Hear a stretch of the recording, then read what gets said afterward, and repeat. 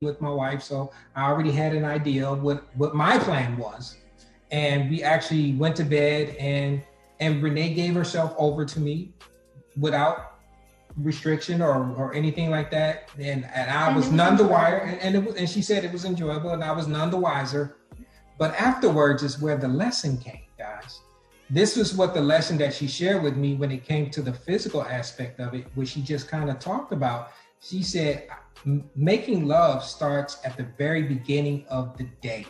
It starts when you just waking up before you even get to the bed, because if you got to the bed and all you thought about was actually having sexual intercourse, then you missed the mark. I totally missed the mark. And she let me know that in a kind and trusting and graceful way.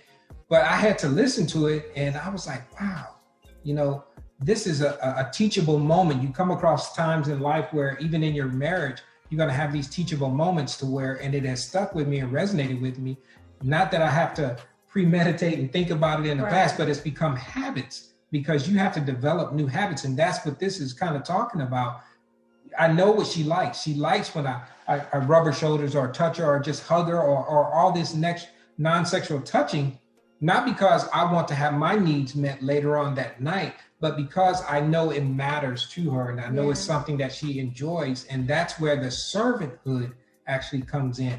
When you start practicing the intimacy things that we're sharing with you, you're going to find it's going to be less about yourself and more about meeting the needs of your spouse.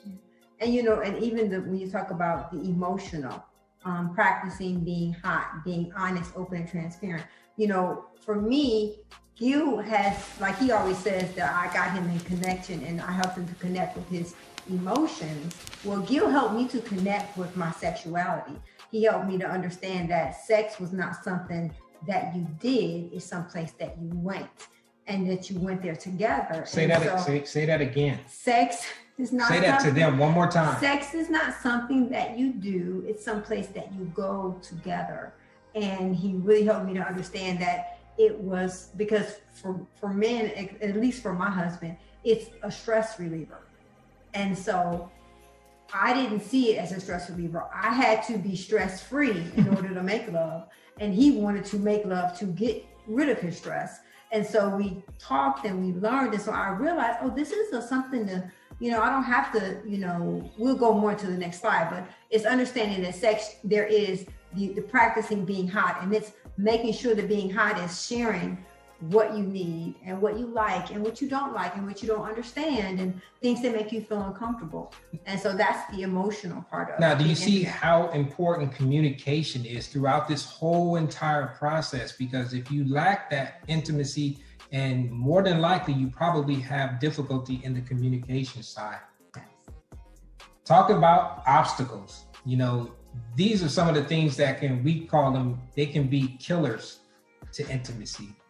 We all have things that we like to do and hobbies that we like to participate in. It could be sports. I enjoy watching sports on television and used to play in the younger days. And some people who are video gamers, they like video games and things like that. Cell phones, these are activities. These are things that can kill your intimacy. I love watching movies. And if I sit down on the couch and we are watching a movie and my wife is sitting with me, is that building intimacy? If I'm not on my phone.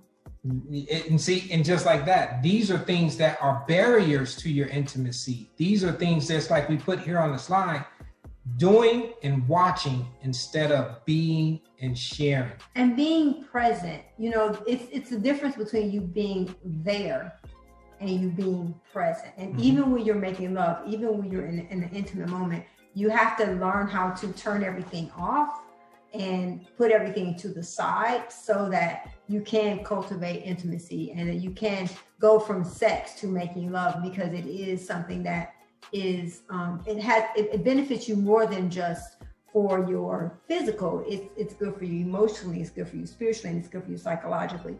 So these are some of the obstacles, and I kind of updated the slide. We didn't put the right slide up, but I had down shopping.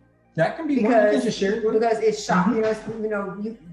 Gil wrote things, you can tell they're men shopping, sports, but for women, social media, social media, shopping. It could be talking to your girlfriends too much or talking to anybody too much.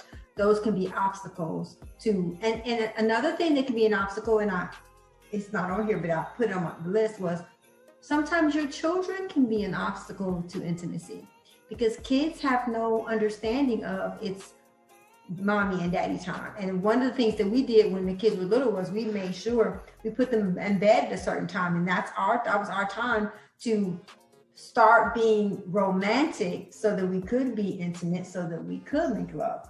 And so if you don't ever make that a priority, then it's going to definitely, like a muscle, it's going to deplete instead of growing and getting bigger. And what it's really all about is building habits, building new healthy habits. The things that you may do, not that any of the things that are on this list that you see here before you or what Renee mentioned are bad things, but they have to be done in a manner that is not taking away from building the intimacy with your spouse that can erode your relationship over time.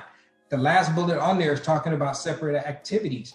This is something that we've seen in the past where it's okay to have things that you enjoy doing separately. You should, right. Whether it's sports or all the other things here or listed. Or hockey or whatever. All that is fine. All that is great. But when it has become a habit where you literally go your separate ways and it becomes the way you live your life, that is an indicator that you have a serious shortage of intimacy in your relationships. And these are just some of the things we wanted to share with you during this time for obstacles. Right. And it's important that we understand that it's nothing wrong with you spending time separate and apart. But if the only time if that's the only thing you do is spend time separate and apart, how can oneness occur? How can intimacy occur? How can romance occur if you're never together? I think a big part of what we don't understand, we talk about working in and on your relationships. There's just some things you physically have to do. No, if you're married for a long time, it's not like because you've been married a long time, intimacy grows. It's not like because you've been married a long time, communication gets better. All of those things you have to consciously, intentionally work on developing and cultivating. And cultivating, remember that word. These are things that you have to build upon.